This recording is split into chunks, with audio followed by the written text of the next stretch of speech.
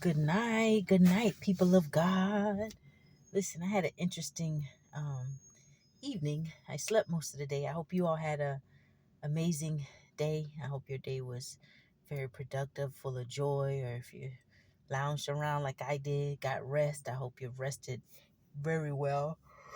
Well, after I got up in the evening, I'm like, you know what? I didn't go to the I hadn't gone to the dentist this year at all. My dentist, she likes to see me twice a year.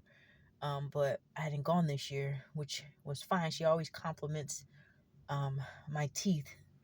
And so I got up later in the evening. I was her last appointment for the day. And so I went and I saw her.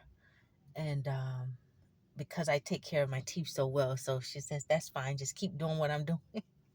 She compliments your girl's little teeth, even though there's somebody that said, I need to keep my mouth shut on this, with my crooked teeth on this Harriet Tubman internet, right?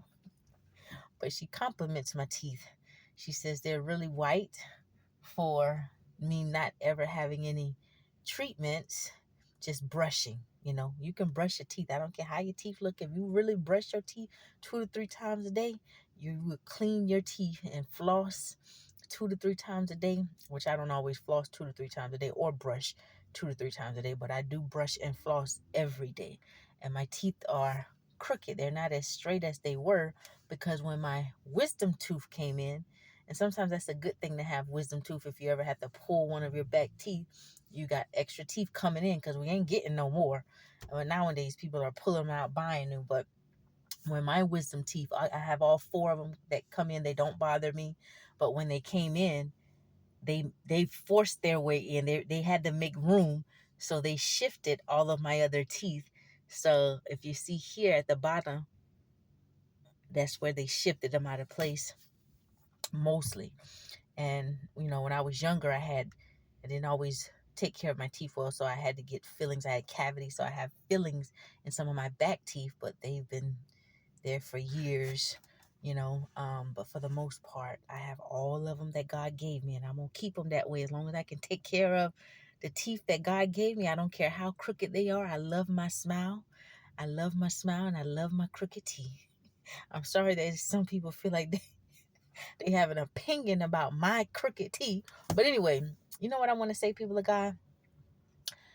Um, my trip to the dentist, I'm actually just leaving the gym. After I left the dentist, I went to the gym and I stayed there for a few hours. But it always blesses my soul when I go and visit my dentist. You know, she just has such great energy. She's older. And she loves her job. She works a lot. I was following in her footsteps all the time because, you know, she works 6 days a week and she rests on the seventh day. And then she told me, she said her daughter's telling her, Mom, you got to take time just to do something for yourself. But she enjoys what she does.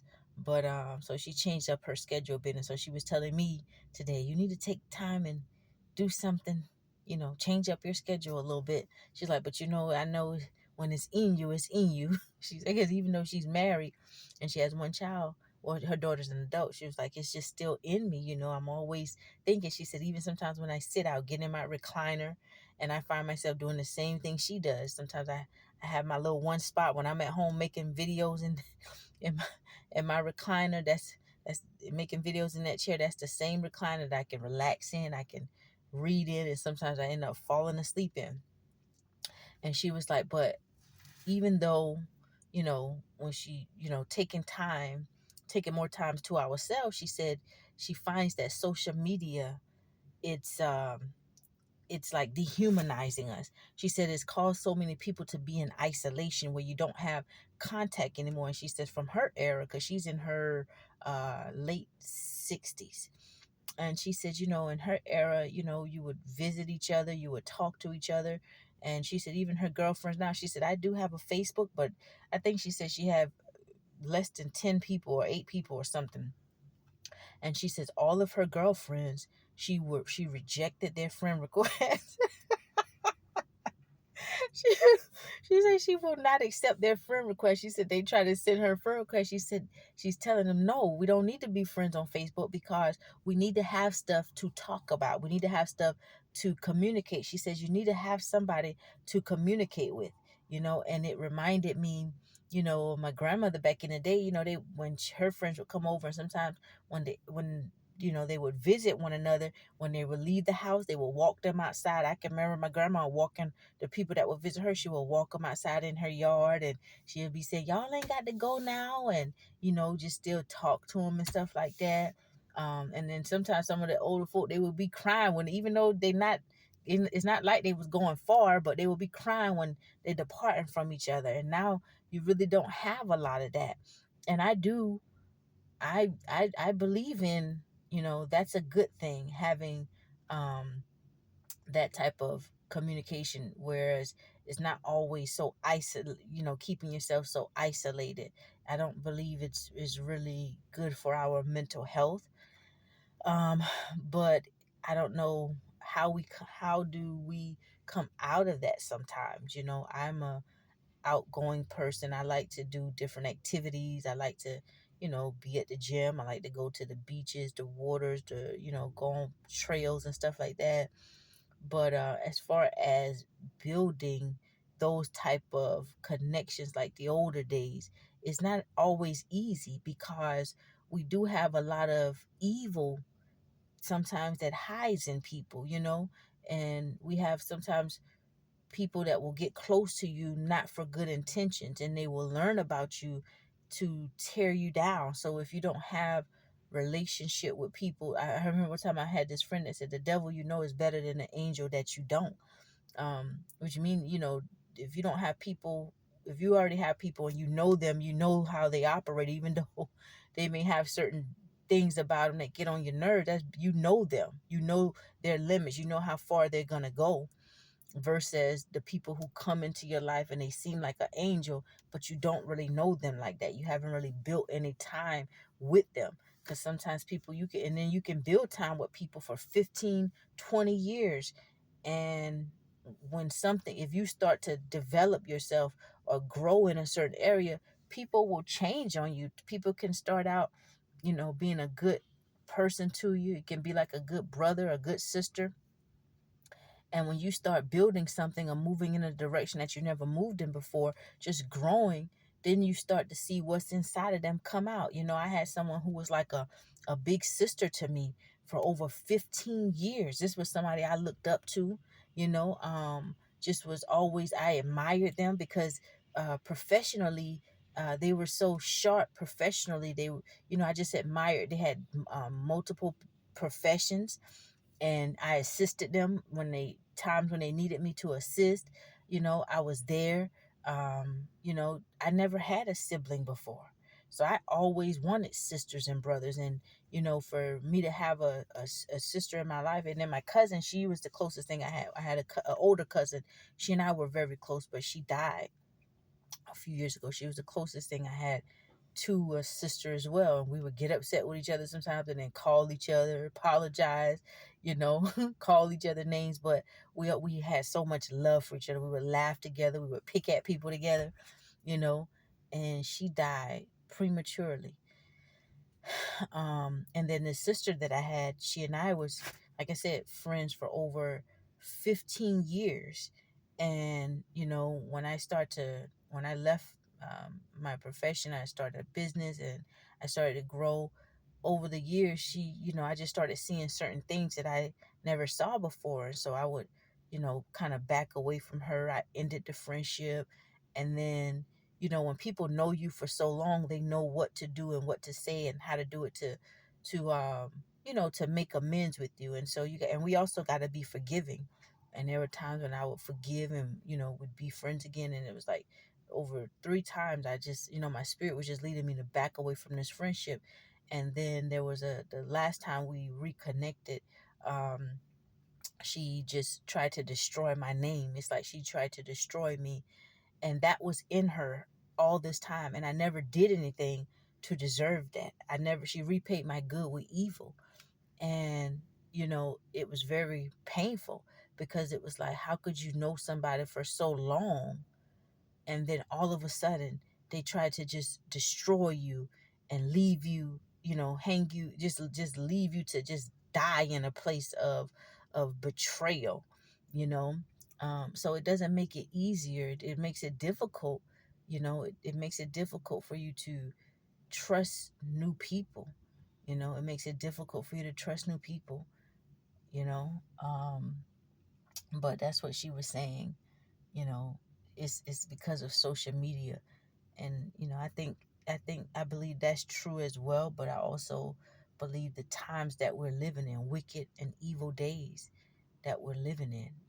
We have a lot of spiritual warfare going on, light and darkness. And if we're not constantly filling ourselves um, with light, then uh, um, if we're not constantly filling ourselves with light, which is the word of God, constantly renewing our minds daily, you know, darkness can enter us too.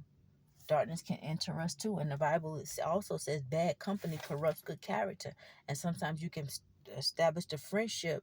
We can, if we establish friendships with the wrong people who are not really on the path that we're on, not really trying to grow in Christ like that, some friendships can pull us back. They could pull us backwards. So I don't really have all the answers. And then her assistant had me laughing. She was like, I'm going home to my husband and my kids. Oh, she was like, I'm staying here late. They actually stayed late after everybody left. We stayed in there talking. It was just her and her assistants. Her assistant likes to talk too. But they were the last two. Well, actually, her sister ended up leaving, and then I left, and I don't know what time my dentist left because she stayed there. Um, but her assistant says, I said, well, I'm going home to my dogs and my chickens. She was like, oh, I wish I could trade places with you. She said, don't get me wrong. I love my husband. I love my kids, but I miss having my own. I miss walking in the bathroom and not having the seat up and not seeing beard hair all over my sink. Oh, goodness. She said, take your time. Stay single. She said, you can get married when you're 50. That's what her assistant told me. So it's like, well, dang. Is that the take on all married folk? Do all married folk miss them single days? I guess I think we should just enjoy every stage of our life, not rush anything, right? I'm not in a rush for anything. You know, I just want to wake up every day and be in good health and joy and, do the best I can to have a good day, and I would like to make good connections, but I'm not really sure how to do that in this day and time, so I can't give any advice on that. I was only listening to what my sister was pouring into me, and she and all of her friends. See, she's married, she has a child, and she owns her own practice, and so and they're all of them are successful.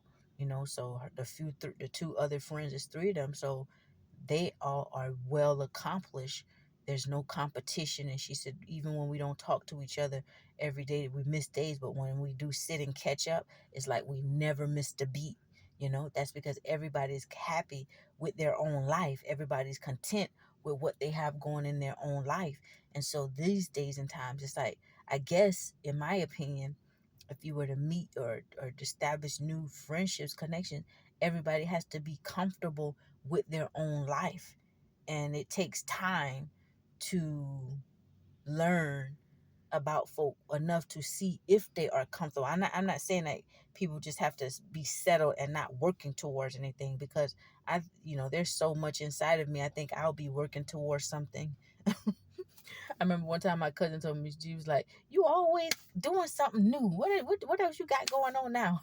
I think I'll be working towards something all the days of my life, as long as I got my good health and my strength. So it's not that they have to be settled, but they have to be content with their own life. Because I think when people are not content with their own life, and your friends, they may start out admiring you or supporting you or encouraging you, And then as you continue to grow and develop, or become more and more prosperous, because I do believe that we should become more and more prosperous. I don't believe in, like prosperity is just, like just blow, rushing into, it should just, it comes immediately. I believe you build. I believe it's about building, and you get wiser and wiser. We get wiser and wiser, right? And so as you continue to build and grow, if you have people who are not doing the same thing or content with where they are, they gonna be watching you, and and if they're in your ear, if you keep them as an advisor or whatever, they could give you bad advice. They could tell you negative things, like I had a like, one of the friends I had to cut off always want to give me advice about a man, always want to give me advice about what I need to do on how to get a man. And for one, I used to reject that advice, because I don't need her giving me advice about how to get no man, because for one, she couldn't keep any of the men that she was with. And if you the advice you giving me and telling me how I need to do and what I need to dress, how I need to dress to get a man, well, you dressing like that and you couldn't keep your man. You could never keep a man. They come, they do what they do, and they going on about their business. I'm not that type of woman. So we two different type of people. And for one, I don't need, I'm not thirsty for the attention of a man. I get attention from men. There are times when, if I tell lies. I say I'm married when I'm really not married. I get men asking me for my number on a regular basis, even when I'm working, looking like a bum. That's when I get most of the attention. Sometimes when I take myself out on dates and I'm looking all cute and pretty, I go sit at one of my favorite restaurants and stuff like that. Every blue moon, I might get somebody say, "Oh, is somebody sitting with you?" and they just want to chat and talk it up or whatever. But I don't get that much attention. I get most attention from guys when I'm just living my normal life, doing my normal things. Sometimes they be laughing at me, seeing me in my little coveralls, or seeing me out picking up certain tools at the tool store, that I get men like, "What you know about them kind of tools? Or what you over here in this section for?" Just different conversations. You got a man, you married. Sometimes I say no, sometimes I say yeah, because I just don't feel like, that I just be in my own little world. But I didn't need she used to get an attitude. I don't need you telling me about how I need to carry myself to get no man when you couldn't keep no man. And the way men deal with me is different from how they deal with her. Men respect me. And this today's time, in this little social media thing that been going on, I've seen a lot of, different type of energy from men that I'm not really used to. A lot of disrespect. But again, it's social media stuff. It's the world, can see these videos and comment on them, so that's expected. But I don't deal with a lot of the things that, so yeah, that was just my take on that. But having the wrong type of friends and people in your ear can also be, it can be detrimental. So that in alone, it pushes people into a place of isolation, especially if you've been somebody who's dealt with a lot of, betrayal and, different types of traumas. You have your guards up, which is you should keep your guards up. But how do we get to a place where we can connect with people who at the foundation seem to be like-minded and solid, and then allow time to build? I don't have the answer for that. So I told my dad, I was like, "You're right." I said, "But get into a place where we can organize support groups, or coming together." I said, "Maybe those two, they're seasoned, they're married, maybe they can start up something, and just small, and then see how it grows, even if it's just with the ladies at the office." Because the assistant was telling me she would like to find her a good Christian counselor. She was like, she left the church that she was in, and she was like, "I would like to just have a Christian counselor." She's like, "Man, my husband, you know, um, she was just sharing some things about her and her husband. But, you know, I think a lot of people would benefit from having more of a type of support group, kind of community or something like that, because we were made to interact with each other, right? So anyway, that's just my little two cents. Anybody got any advice? Then drop it in the comment section. right? But anyway, I'm gonna get off of here and take it to his house. I don't know why. I gotta I gotta just this craving for watermelon. I would love to have me a piece of watermelon, but I don't got none. So I'm gonna find some other fruits. Get me some zespri or some or nectarine or something like that. Y'all have a blessed night. If nobody told you that they love you today, you already know your little country bumpkin sister loves you. It's only one of you in this world. Take care of yourself. Be happy. Love on yourself. Pray for your brothers and your sisters. And let's keep walking this thing out together. I'm not above you. I'm not beneath you. We all walking this thing out together in life. And I appreciate all of you, your positive, encouraging, motivating feedback. I appreciate your prayers. It's just, it means a lot. It means a lot, right? So we know that the blood of Jesus is the only blood that has power. Have a blessed night.